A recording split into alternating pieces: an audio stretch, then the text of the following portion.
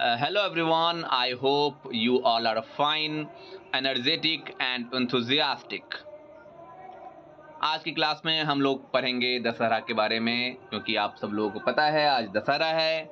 और दशहरा में हम लोग क्या करते हैं, रावण दहन जो है ना यहाँ पे किया जाता है।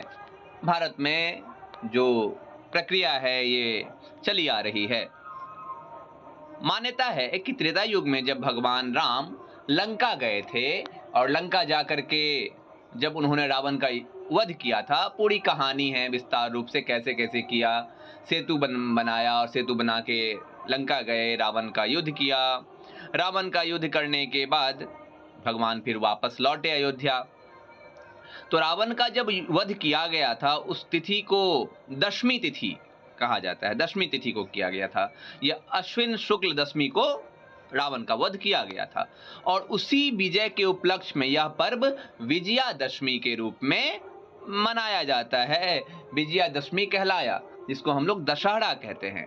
परंपरा है कि भगवान राम जी का जीत का प्रतीक दिखाने के लिए रावण की प्रतिमा का दहन किया जाता है। तो रावण की प्रतिमा का जो दहन किया जाता है वो असत्य पर सत्य की विजय के रूप में मनाया जाता है। जैसे भगवान राम सत्य के समर्थक थे और रावण जो है वो अत्याचारी था। तो रावण को जब भगवान राम वध किए थे तो उसी दिन को जश्न के रूप में रावण की प्रतिमा का दहन करके मनाया जाता है। लिखित प्रमाणों के अनुसार उत्तर भारत में मध्यकालीन काल से यानी कि 13वीं 16वीं शताब्दी के आसपास रावण के दहन की प्रक्रिया जो है ना, परंपरा जो है ना, वो मजबूत हुई। यह प्रथा रामलीला के साथ जुड़ी मानी जाती है। रामलीला मतलब भगवान राम ने जो भी लीलाएं रची थी उसको रामलीला कहा जाता है। जब स्थानीय राजा और समाज के नाटकीय रूप से रामायण का मंच शुरू हुआ तब रावण दहन एक आकर्षक दृश्य बन गया। अकबर के समय में भी 16वीं शताब्दी में रामलीला और रावण दहन का उल्लेख मिलता है। इसी तरह आधुनिक समय में 19वीं शताब्दी में बड़े रूप में काशी, वाराणसी और उत्तर भारत के अन्य हिस्सों में बड़े पैमाने पर रावण दहन की प्रक्रिया की जाने लगी और रावण दहन मनाया जाने लगा। स्वतंत्रता आंदोलन के समय रावण दहन को सत्य की असत्य पर विजय का प्रतीक मानकर और भी लोकप्रियता मिली। जब भारत आजाद हुआ 1947 में, उसके बाद 1953 में जब पाकिस्तान के कुछ शरणार्थी भारत आए तो 1953 में बहुत सारे जगह पे बहुत बड़े रूप में रावण दहन मनाया जाने लगा और असत्य पर सत्य की विजय के रूप में इस पर्व को मनाया जाने लगा। रावण दहन के कुछ सकारात्मक पक्ष भी है और कुछ नकारात्मक पक्ष भी है।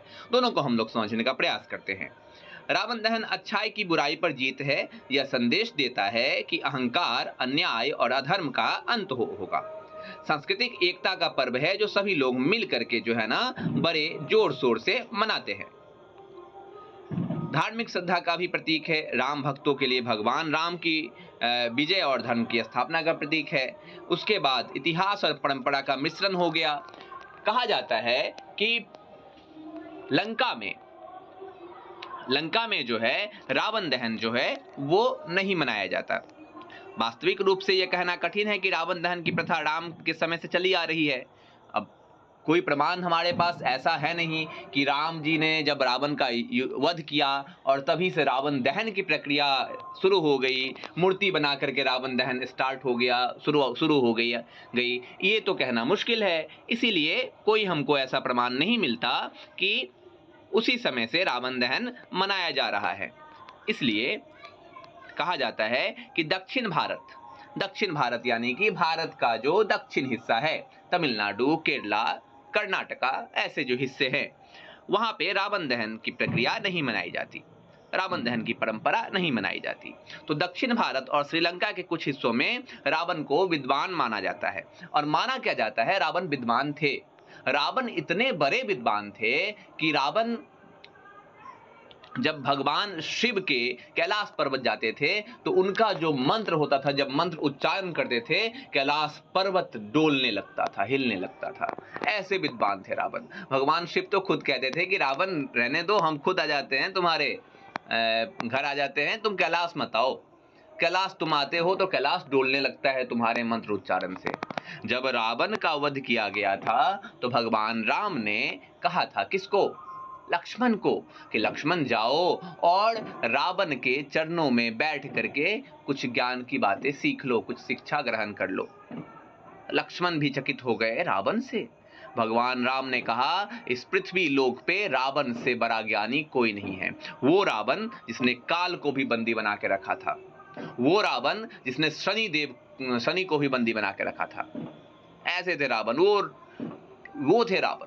रावण बहुत ही विद्वान थे और बहुत ही बलशाली थे।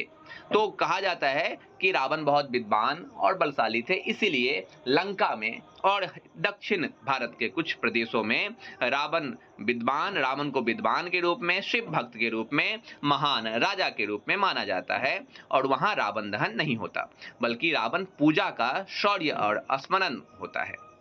आधुनिक समय में भी रावण के विशाल पुतले और पटाखों का जलाना प्रदूषण और आग जैसी समस्याओं को पैदा करता है।